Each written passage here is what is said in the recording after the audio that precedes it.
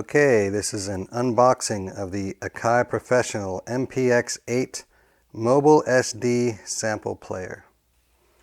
You can see we've got 8 pads here, dial to get through the menu, and 4 buttons, looks like 2 for volume and 2 also to select. So let's look at the back.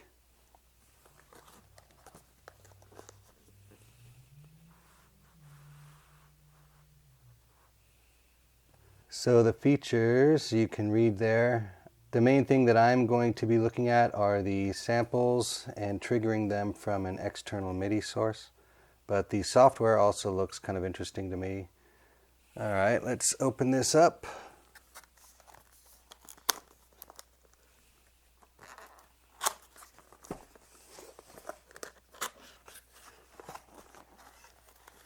See what comes in here.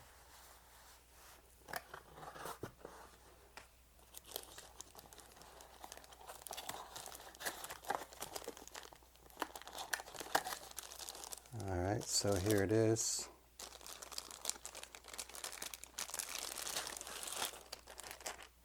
Nice and small. It's one of the nice benefits of this. So I think typical uses for this, you would either, in fact it shows it on the picture, you'd put it in front of your laptop and use it with your DAW or other software. Another use that I'm going to probably use this for is to put it on top of a keyboard, and a keyboard that doesn't have pads built in, and just be able to trigger samples. So you've got your left and right main outs here, headphone jack, security cable lock, SD card, and then over here power and MIDI in and out, and this is USB. Alright, there's that. We've got the manual. I'm one of the few guys that actually reads manuals, so I will go through this and come back to finish up this video. But before I do that, let's take a look at the rest of these cables. And so I noticed when I was researching this that it does the power, AC power, through USB, which is more and more common. So you plug the USB into this, and then the USB, the other end, into the pad, and it powers it up. And if you connect it to your computer, you just use this, and then the computer powers it. So, all right, and this is what I'm really interested in. So these are traditional 5-pin MIDI cables, and they connect to the device through mini 1/8" jacks, which I've never seen before, but whatever, as long as I can connect my MIDI into this and trigger samples from other devices, which is what I'm hoping to do, then we're good to go. Okay, so I have gone through the manual, and this thing has a nice feature set. It's nice and basic, which, that's somebody that buys this is probably looking for basic. So anyway, let's turn it on, and then we'll go through everything one by one. So here I've got the power. I'm going to plug that into the USB.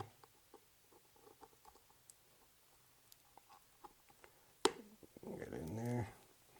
I've got headphones. Plug that in here. And then this is audio out going to the camera, so I will actually record the sounds that come out of this thing. All right, let's turn it on.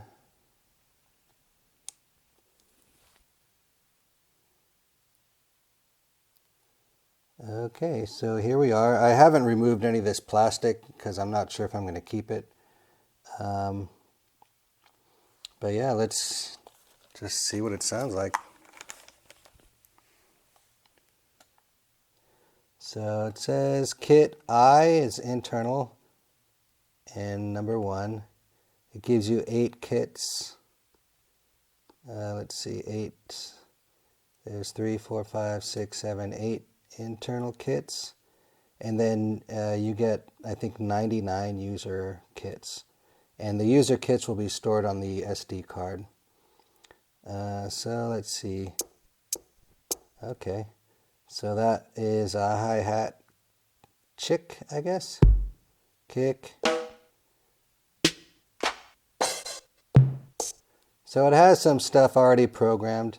And obviously you can, I guess it's programmed in the various kits. But you can create your own user kits. But just for this sake of the demo, let's go through this.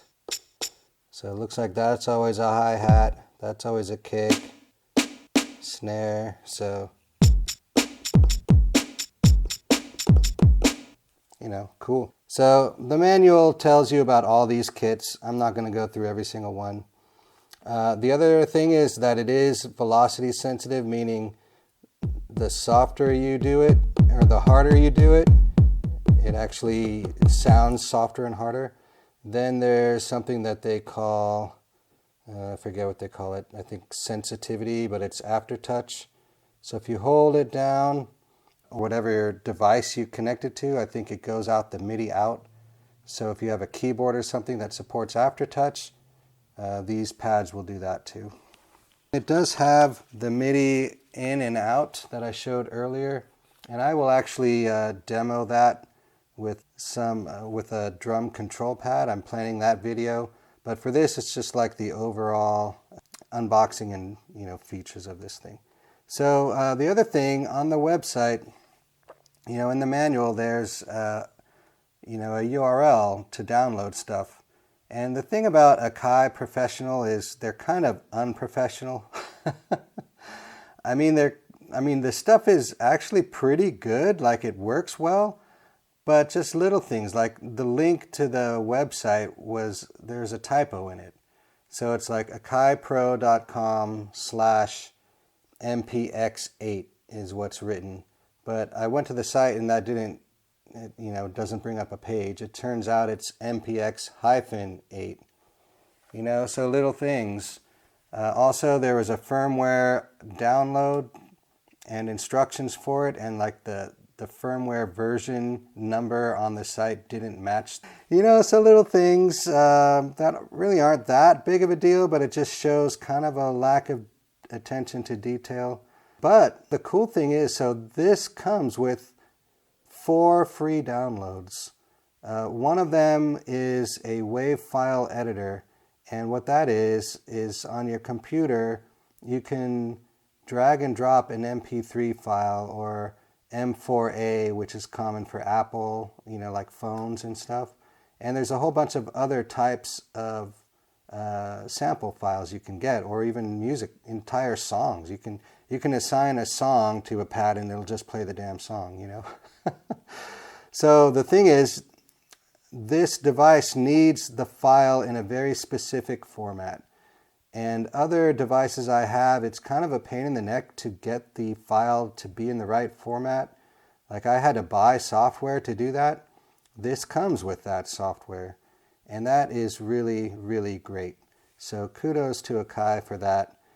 So that's one of the downloads. The second one is the editor lets you use your computer to set up your user-based kits. So I haven't done one on here yet, but I imagine it's kind of time-consuming to do it with this dial and these pads and sifting through them one by one. So instead, run this editor software, and you can use your computer to do this, in a much easier way. You can see all the different samples. You can assign it to kits. So again, that's a free download. So this thing costs $100 and it comes with all this stuff. So the other 2 downloads were samples. So a whole bunch of loops, which is cool, and then a whole bunch of other instruments. So this actually only comes with 25 sounds, like kick, snare, cymbal, and whatever. But you can download like different, just like percussion sounds and sound effects like doors closing and stuff that you might want to use.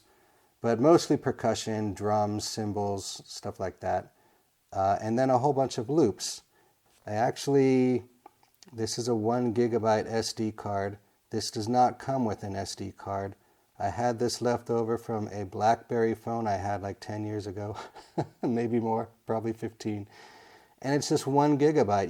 But with 1 gigabyte, I loaded all the samples that I downloaded from their website, and I still have half the storage. So sample files don't usually take up too much space. Now that's another limitation. It said in the manual that your sample can't be more than 30 megabytes, which is way more than you'll need for a typical sample or a loop. But if you wanted to play like a backing track, which you could do on this thing, you know, you could do 8 backing tracks if you wanted to. They just have to be under 30 megabytes.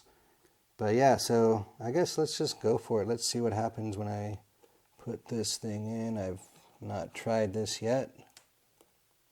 I don't know if you have to do it while it's off or not, but okay, so location is internal. We want to change that to card.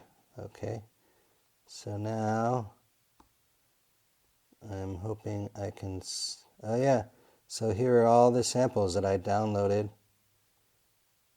What did that say? Yeah, these are all the samples that I downloaded off the Akai website. I don't know if there's a way to just make that sound. So on other devices it's called an audition, where you just want to hear that sound that you've highlighted. And I don't think there's a way to do that. I think you have to assign it to something. So another really cool feature is you can tune these sounds.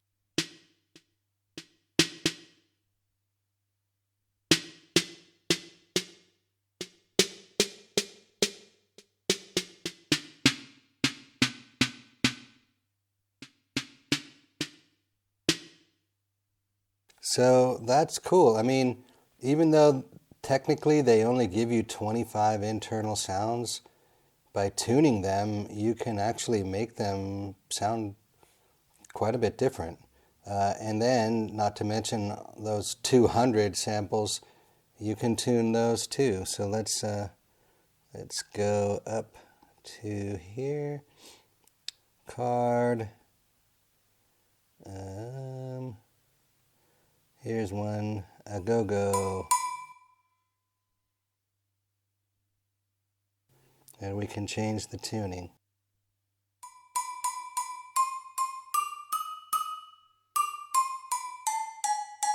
So, I mean, that sounds totally different than that. So, I mean, those are two different instruments if you ask me.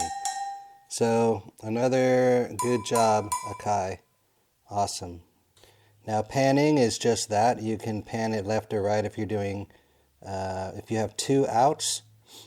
You know, like if you're playing at a live gig, which is mostly what I buy stuff for. I don't do like home production, but if you were at a live gig, you could send some stuff, pan it all the way left, some stuff, pan it all the way right, and send these out to different channels in your mixer, and then your mixing or engineer or sound person can adjust the levels, you know, while you're doing the show.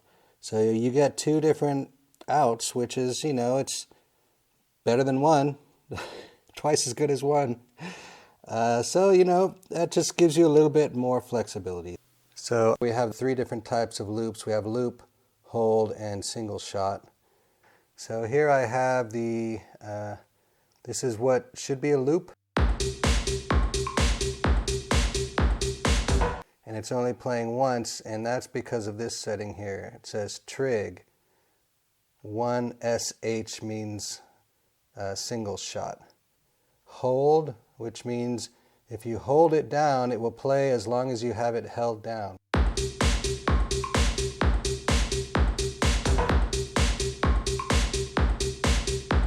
So you can see that it's looping. And that's that. The next setting is just simply loop, and it will loop. When you press it, it will loop, and then when you press it again, it will stop. Now, another feature is this stop all. It says right here, if you push these two buttons at the same time, it will stop everything. So let's say you're at a live performance, and you've got, I've set the first 4 to loops, and let's say you're going along, you're doing your thing, and you wanted to switch to this one, but you forgot to turn this one off, or God forbid all of them, and if everything's going frickin' nuts, you can stop it all and start over. So stop all, good feature to be aware of. So one thing I could not find was how to turn velocity sensitivity off. So like this is a dance beat, so say I'm a DJ, and I want people to dance and I want the damn beat thumping the whole time. I don't want to, by accident, hit it quietly. I want it to play loud no matter how hard I hit it. So that would be a case where you have to change the velocity. And I did not see a way to do it with this interface, but I'll check it out using the computer if there's a way to change it so the velocity is always at the maximum. So I did connect it to my computer, and it shows up as a MIDI device in your DAW. And the full MIDI implementation can be found in the manual. So yeah, this thing is great for $100. Everything is really cool. The one downside for me is not being able to change the velocity settings. However, if you use this with an external MIDI controller, if that controller does allow you to change velocity settings, then you can achieve the same goal that way. So if I wanted everything to play loud every time, I would have to connect a controller to this, and that controller would have to be set to play loud every time. And so that would be one way to get around it. But if you're just pushing the pads with your fingers, there's nothing you can do except just smash it really hard every time. So in my mind, that would be this device's fatal flaw.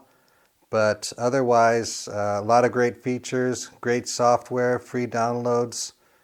Definitely worth $100.